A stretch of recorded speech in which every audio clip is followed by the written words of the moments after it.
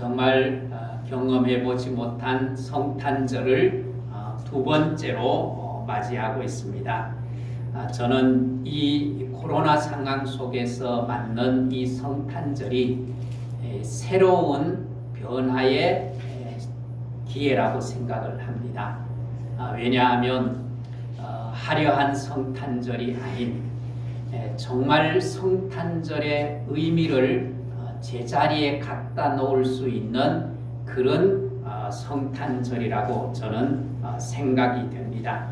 그래서 이 성탄절 코로나19 상황 속에서도 새로운 기쁨 그리고 즐거움을 누릴 수 있는 그런 성탄절이 되기를 주의 이름으로 축복합니다. 그래서 여러분 우울해하지 마십시오. 정말 성탄절의 의미를 우리가 바르게 새긴다면 어려운 상황 속에 있지만 가장 따뜻한 사랑을 나누는 성탄절이 될 수 있다고 저는 생각합니다. 그런 의미에서 우리 모든 성도들이 진정한 행복한 성탄절 그리고 정말 아주 독특한 하나님의 은총을 입는 그런 성탄절이 되기를 소원합니다.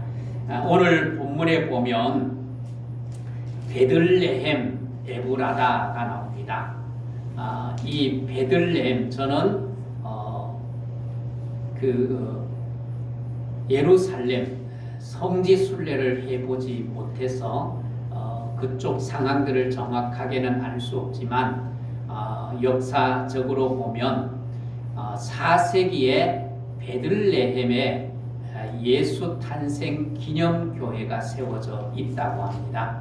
그 기념교회는 로마의 첫 번째 기독교를 믿고 첫 번째 예수 믿는 교황이 된 콘스탄티누스가 세운 기념교회라고 합니다. 이렇게 이제 예수님이 탄생하신 베들레헴에 예수 탄생 기념교회를 세워놓고 있는데 사실상 예수님이 이 땅에 오신 날짜를 그 누구도 특정할 수 없습니다. 그리고 예수님이 탄생하신 장소가 정확하게 특정되지는 않았습니다. 그런데 우리 사람들이 12월 25일은 아기 예수가 탄생한 날이라고 특정을 하고 이 날을 우리가 기념해서 하나님 앞에 예배를 드리고 또 예수님이 탄생하신 베들레헴을 이 날을 기념해서 많은 사람들이 돈을 들여서 찾기도 합니다. 그러나 정말 예수님이 이 땅에 오신 진정한 탄생의 의미, 탄생의 가치는 기념 예배를 드리고 또 예수님이 탄생하신 곳을 찾아가는 것이 진정한 의미일까요? 저는 그것이 성탄의 진정한 의미가 아니라고 생각합니다. 성탄의 진정한 의미와 가치는 오늘 우리들의 삶 속에서 펼쳐져야 하는 것이 진정한 성탄의 의미라고 생각합니다. 자, 오늘 본문에 보시면 베들레헴 에브라다 그랬습니다. 베들레헴 에브라다 같은 지역을 말합니다. 에브라다와 이 베들레헴이 다른 것이 아니라 같은 지역인데 여기에 예수님께서 탄생하셨어요. 왜 예수님이 베들레헴에 탄생했을까요? 중요한 의미가 있습니다. 그것은 베들레헴에 탄생하셨다는 것은 먼저 예언 성취입니다. 예언 성취. 성경에 많은 선지자들이 예수님의 오실 것을 예언하셨는데 그 예언이 그대로 이루어진 것입니다. 조금 전에 로마 황제를 말씀을 드렸는데 하마터면 예수님이 베들레헴에 탄생하지 아니하고 나사렛에서 탄생할 뻔했습니다. 왜냐하면 마리아와 또 마리아와 정혼한 요셉 두 사람이 나사렛 사람이기 때문입니다. 그런데 로마의 황제가 이 로마가 다스리는 모든 국가에 명을 내립니다. 무슨 명을 내립니까? 호적을 하라고 명령을 내려요. 그것은 사실상 인구조사였습니다. 인구조사를 하는 목적은 군사를 모집하기 위해서, 또 하나는 세금을 거두기 위해서입니다. 그래서 로마 황제가 호적하라고 명령을 내려서 하는 수 없이 이 임신 중에 있던 마리아와 요셉이 자기의 원래 고향인 베들레헴으로 올라가고, 그 베들레헴에서 예수님이 탄생하심으로 말미암아 예수님의 탄생을 예언했던 그 예언이 이루어진 것입니다. 이것을 통해서 하나님이 우리에게 보여주고 싶은 것이 뭐였을까요? 그것은 하나님이 하나님의 뜻을 이루시기 위해서 절대 권력을 가진 로마의 황제까지도 움직이신다는 것이 오늘 성탄절의 의미 중에 하나이기도 합니다. 그리고 예수님이 이 땅에 오셔서 예수님의 통치로 말미암아 이 땅에 그 어떤 큰 권세를 가지고 큰 소리치는 권력자라 할지라도 예수님의 통치 아래 있다는 사실을 베들레헴 탄생을 통해서 보여주고 있는 것입니다. 또 하나는 뭔가 하면 베들레헴의 뜻이 여러분 뭔지 아십니까? 베델 그러면 하나님의 집이라는 뜻이 있습니다. 그런데 베들레헴은 제가 룻기서를 강의할 때도 말씀을 드렸지만 베들레헴은 떡집, 이스라엘은 빵을 많이 먹으니까 빵집이라는 의미입니다. 떡집, 빵집. 그런데 오병이어의 기적을 우리는 사복음서에서 볼 수 있지 않습니까? 사복음서에는 유일하게 다 기록된 기적이 오병이어의 기적입니다. 그런데 특별히 요한복음에 보면 요한복음에서 이 오병이어의 기적을 통해서 모여있던 5,000명의 무리, 장전 5,000명의 무리, 여인과 어린아이들을 합하면 훨씬 더 많겠죠. 그 많은 무리들이 떡을 먹고 배불러서 좋아하는 모습을 보면서 예수님이 제자들에게 설교를 하세요. 그 설교 내용이 무엇인가 하면 참떡이 있다. 참떡이 있는데 내가 곧 생명의 떡이다. 그러시면서 그 생명의 떡을 먹는 사람은 영원히 맞이한다고요? 배고프지 않을 거다. 영원히 배부를 것이고 영생할 것이라 그렇게 말씀을 하시는 것을 보게 됩니다. 이렇게 생명의 떡이신 예수님이 베들레헴 떡집에 뭐 하셨다는 거예요? 탄생하셨다는 의미입니다. 그뿐만 아닙니다. 베들레헴은 다윗의 고향입니다. 누가복음에 보면 예수님의 탄생을 예고해줘요. 마리아에게 그리고 천사들에게 예고를 할 때 천사가 뭐라고 예고를 하는가 하면 이렇게 고지를 합니다. 오늘날 다윗의 동네에 누가 나셨으니? 구주가 나셨으니 그렇게 말합니다. 다윗의 동네 그러면 모든 사람들이 다 알아듣습니다.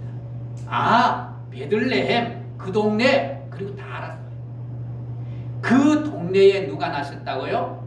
예수님이 나셨다는 거예요. 그리고 다윗도 그 베들레헴에서 사무엘로 인하여 기름 부음을 받습니다. 그리고 거기에서 뭐가 되죠?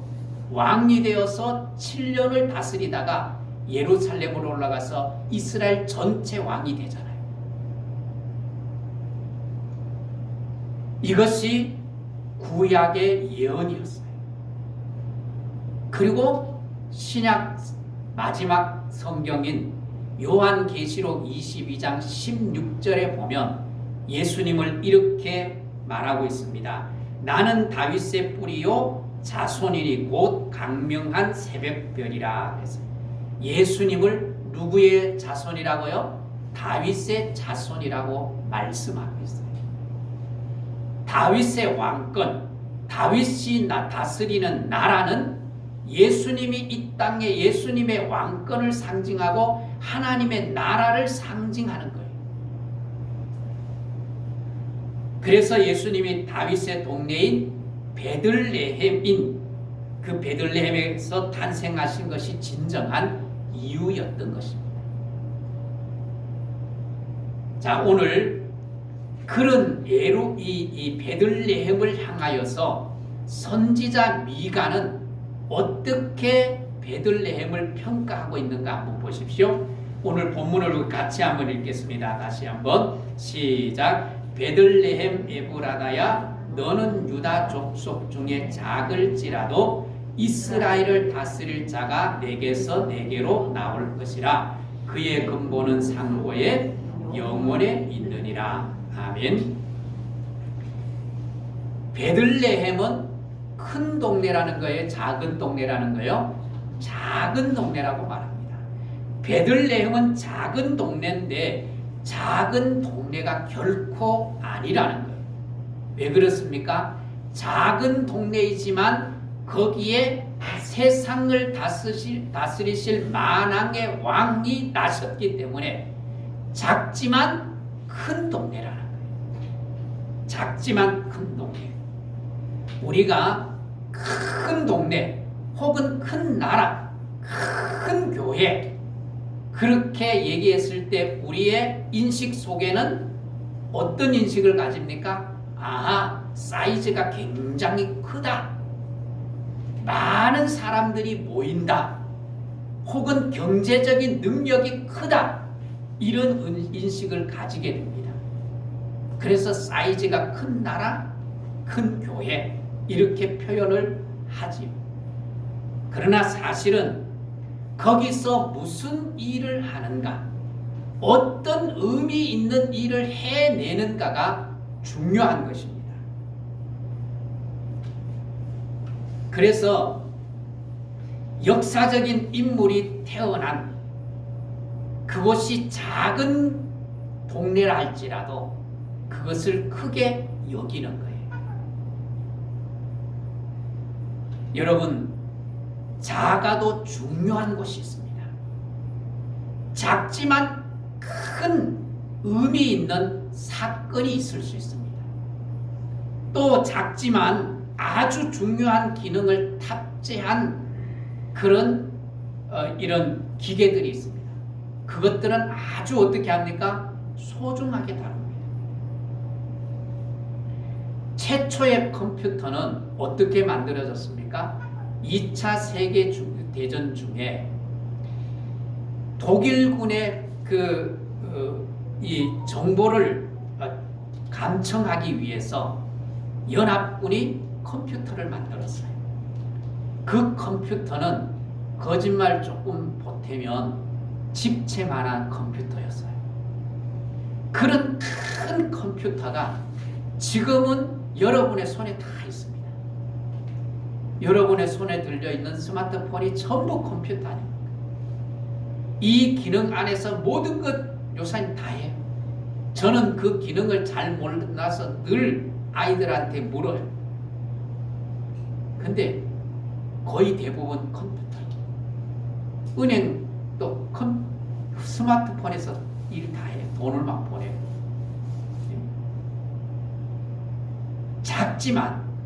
작지만 어때요? 엄청난 일들, 엄청난 능력을 발휘하는 거죠. 원자폭탄. 원자는 아주 작은, 가장 최소의 단위, 눈에도 보이지 않는 그 작은 원자가 어떻습니까? 폭발을 하면 엄청난 폭발력을 가지고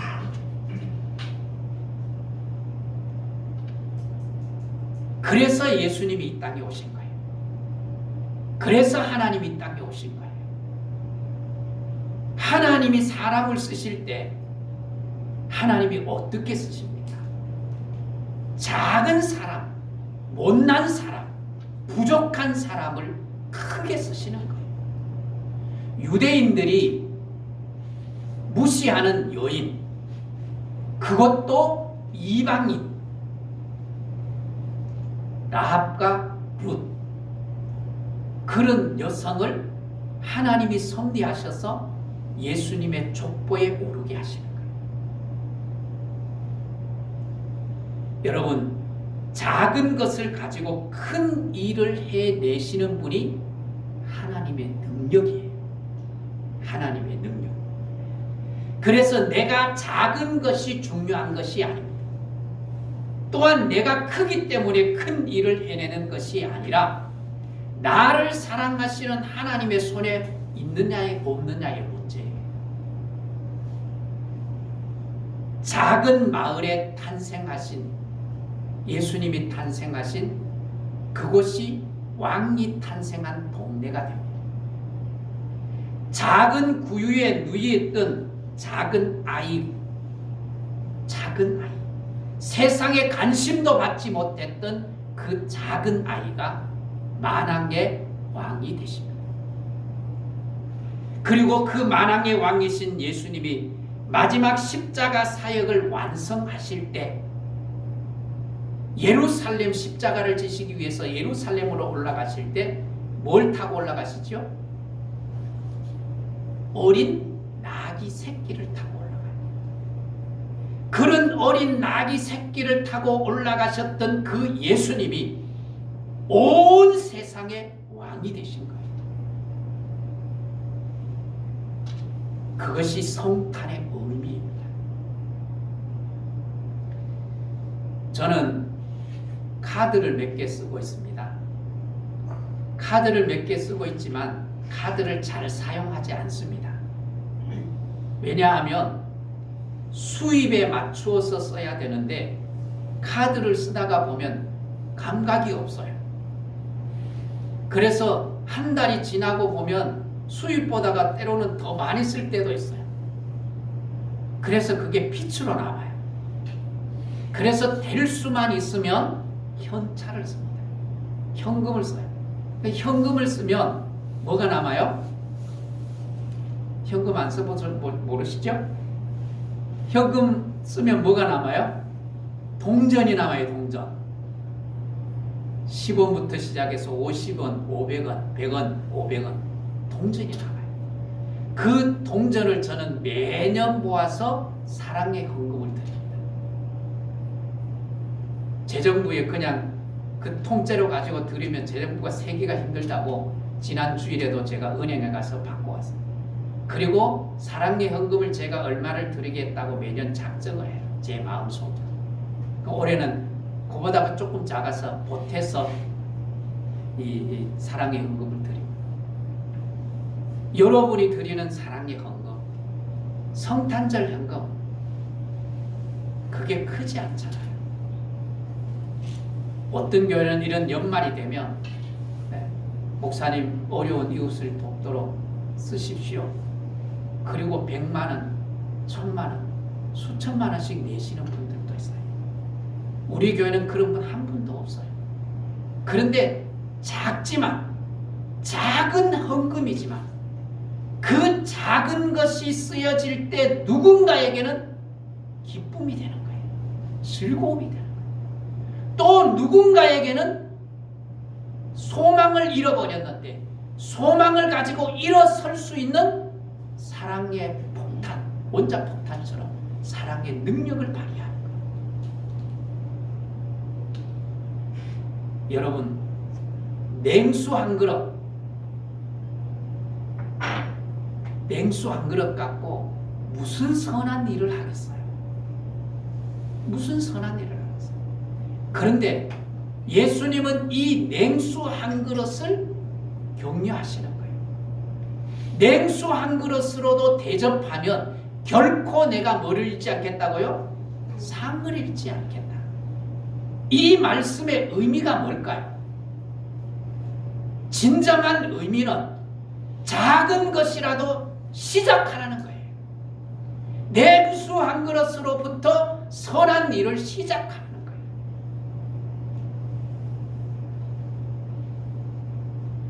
여러분, 작은 것,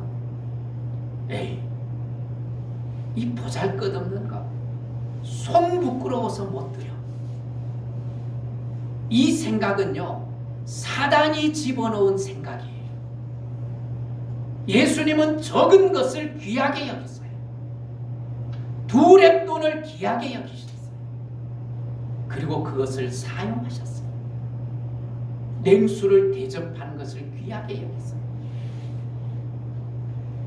가끔 우리 권사님들 중에 사탕 몇 개 혹은 요구르트, 드링크제를 때로는 교회 본당에서 때로는 제 사무실에 가지고 와서 목사님 피곤한데 드십시오.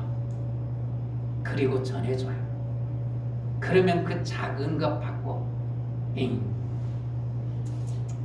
제가 이런 생각을 했을까요? 아닙니다.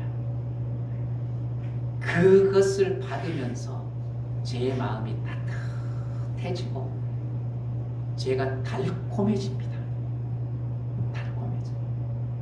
그런 작은 것부터 시작하는 거예요. 여러분, 교회 건물이 크기 때문에 큰 일을 하는 것은 아닙니다. 정말 중요한 것은 작은 것부터 실천하는 우리의 마음입니다. 예수님이 그 일을 하시기 위해서 오신 거예요. 작은 동네에 탄생하신 예수님이 세상을 바꾸셨어요. 역사를 바꾸셨어요.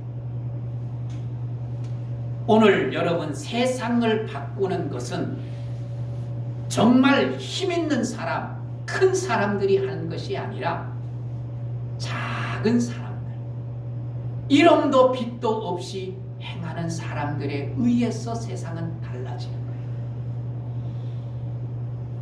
수백에게 이 감동을 주는 것이 아니라 몰래 갖다 놓는 10만 원, 100만 원이 사람들에게 감동을 주는 거예요. 사실 이런 연말이 되면 이런 선한 일들을 하는 사람들이 얼마나 많습니까? 그게 알려지지 않았을 뿐이지. 2017년 풀빵 장수. 제가 어제 이장원에 갔다 오는데 붕어빵 굽는 데가 있더라고요. 보니까 붕어빵도 굉장히 비싸졌더라고요. 굉장히 비싸졌어요. 근데 풀빵 장수 그분이 원주 소방서에 연말에 선물 상자를 갖다 놨어요. 그 선물 상자 안에 340만 원과 함께 편지를 동봉해서 보냈어요. 그 편지 내용이 무엇인가 하면, 나라를 지키는 당신들을 기억합니다. 우리는 불이 나면 비상구를 찾아서 급하게 뛰어나가지만 당신들은 비상구를 찾아서 들어오고 있지 않습니까? 고맙습니다. 잊지 않겠습니다. 여러분, 이 작은 것이 많은 사람들에게 감동을 주는 거예요. 작은 것이 놀라운 힘, 놀라운 일을, 그리고 세상을 바꾸는 일을 해내는 것입니다. 설교를 준비하다가 제 어머니가 생각났습니다. 아니, 어머니가 생각난 것이 아니라 엄마가 생각났어요. 엄마가. 제가 이 교회에 2003년 10월 달에 부임을 했어요. 그리고 그해 성탄절 12월 25일 아침 성탄절 설교를 하러 내려오는 그 시간에 동생한테 연락이 와서 엄마가 돌아가셨다고 연락이 왔어요. 제가 그때 여러분에게 했던 말을 여러분 기억할지 몰라요. 어머님이 오늘 천국 가셨습니다. 어머니가 제게 새로운 소망을 심어주셨습니다. 어머니가 죽은 것이 아니라 어머니는 천국 가셨습니다. 그 천국을 내가 소망할 수 있게 됐습니다. 그렇게 제가 간구를 했어요. 우리 어머님은 10남매를 키우셨습니다. 그리고 남에게 퍼주기를 좋아했어요. 내가 없어도 주는 것을 매우 좋아했어요. 그리고 예수를 우리보다가 늦게 믿으셨지만 교회 일이라면 온 몸을 들여서 헌신하셨어요. 그런 어머니를 제가 떠올리면서 정말 어머니는 체구가 크지 않으세요. 그냥 보통이에요. 어머님이 돌아가실 때 한 달, 한 보름쯤 이렇게 병원에 누워 계셨기 때문에 살이 많이 빠지셨어요. 작은 여인의 체구지만 결코 제게는 작지 않으셨어요. 아주 크신 분이었어요. 어머니 속에 담겨져 있는 어머니의 사랑의 크기는 얼마나 큰지 몰라요. 제가 말씀을 드렸잖아요. 어머님이 돌아가시고 형제들이 어머니에 대해서 얘기하는데 다 자기만 사랑받았다. 그 사랑이 얼마나 컸겠어요. 여러분의 어머니도 다 그러셨을 거예요.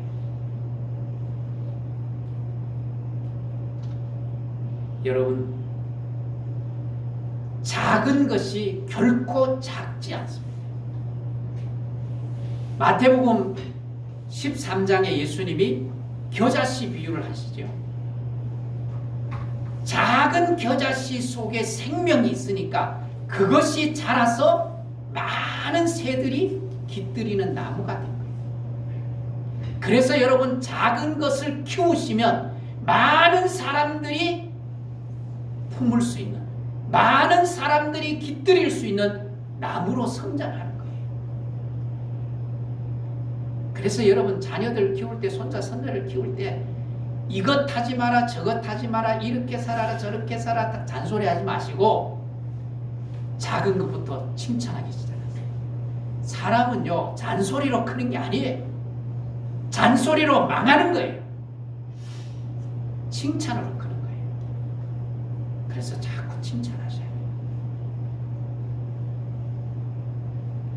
여러분, 코로나로 인해서 우리 교회도 힘듭니다. 힘들지만 우리가 선교하는 것, 남을 돕는 것에 대해서 그 재정만큼은 우리가 쓰지 않습니다. 작지만 그것을 어떻게 해요? 이웃을 위해서, 어려운 분들을 위해서 쓰기로 작정했고, 그것을 쓰는 것은 결코 작은 일이 아닙니다. 왜 그렇습니까? 우리가 힘들지만, 내가 힘들지만, 힘든 가운데서도 우리는 그것을 이웃을 위해서, 나보다가 더 힘든 사람을 위해서 쓸 수 있는 힘이 우리에게 있다는 거예요. 그건 굉장한 거예요. 그뿐만 아닙니다. 우리에게는 더 큰 힘이 있는 거예요. 돈이 아니라 그것을 행하겠다고 하는 마음의 크기가 있는 거예요. 넉넉함이 우리에게 있는 거예요. 그뿐만 아니지 않습니다. 우리 교회 재정 지출 의사 결정은, 그 과정은 아주 단순하지 않습니까? 선교지에 무슨 일이 있고 무슨 어려움이 있다고 하면 선교위원회 모여서 이런 어려움이 있는데 어떻게 합니까? 그러면 하나같이 다 돕자고 하고, 그리고 그걸 위해서 또 헌금하시는 분도 있지 않습니까? 작은 일인 것 같은데 그것을 통해서 누군가는 힘을 얻는 거예요. 소망을 가지는 거예요. 기쁨을 얻는 거예요. 그리고 거기에 동참하는 여러분, 정말로 귀하신 분들이에요. 그것이 우리의 작은 것이지만 결코 작지 않는 큰 일인 줄 믿습니다. 그것이 세상을 바꾸는 거예요. 큰 힘을 가진 것이 세상을 바꾸는 게 아니잖아요. 더불어민주당, 국민의힘, 또 뭐 있어요? 정의당, 이런 정치 결사체가 국민들에게 소망이 되는 게 아니잖아요. 한번 보십시오. 지금 내년 대통령 선거를 앞두고 국민들에게 소망 줍니까? 많은 제주의 사람들은 찍을 사람이 없다는 거예요. 오히려 정치적 이 혐오감을 주는 거예요. 그런데 초라해 보이지만, 작지만 그 자신의 일에서 묵묵히 그 일을 감당해내는 사람들이 세상을 바꾸는 거예요. 그 일을 우리가 해야 되는 거예요. 베들레헴, 작은 고을입니다. 그 작은 고을에서 누가 탄생하세요? 다스릴 자가 나시는 거예요. 다스릴 자. 작아 보여도 내 속에 그 예수 그리스도를 품고 있다면, 그 예수 그리스도가 내 안에 있다면 세상을 다스릴 수 있는 따뜻한 하나님의 나라를 품은 사람들이 세상을 바꾸는 거예요. 그 일에 참여하는 믿음의 성도들이 될 수 있기를 주의 이름으로 축복합니다. 어떤 사람은 예수님이 다시 이 땅에 오셔서 세상을 바꾸어야 된다고 말씀합니다. 아닙니다. 예수님이 이 땅에 오셔서 세상을 다시 바꾸는 것이 아니라 예수를 진정으로 만난 사람, 그 사람이 내 안에 계시는 예수를 통하여서 그 일을 해내시기를 주님이 원하시고 우리가 또한 그 일을 해야 하는 거예요. 세상을 바꾸는 일은 큰 기능을 가진 큰 사람들이 하는 것이 아니라 초라한 곳에 탄생하신 만왕의 왕이신 예수님이 오늘 우리에게 오셔서 우리로 하여금 그 일을 하시기를 원하시는 거예요. 여러분, 작은 교회이지만 작지 않는 교회가 되기를 축복합니다. 작은 성도이지만 결코 작지 않는 그리스도인의 삶을 사는 성도들이 될 수 있기를 주의 이름으로 축복합니다. 옆 사람 한번 인사합시다. 작지만 큰 교회입니다. 다시 한번 인사합시다. 작지만 큰 사람입니다. 작지만 큰 사람입니다. 할렐루야. 그런 자부심, 예수를 품은 자는 그런 자부심을 가지고 살아가야. 코로나 상황 속에서 생각지 못했던 하나님의 은혜가 우리를 통해서 이 세상으로 흘러보내야 합니다. 그런 건강한 그리스도인이 되기를 소망하고 다짐하는 시간, 그게 진정한 성탄의 의미를 되새기는 것 아니겠습니까? 그리고 이 성탄의 기쁨을 마음껏 누리는 성도들이 될 수 있기를 주의 이름으로 축복합니다. 축복합니다.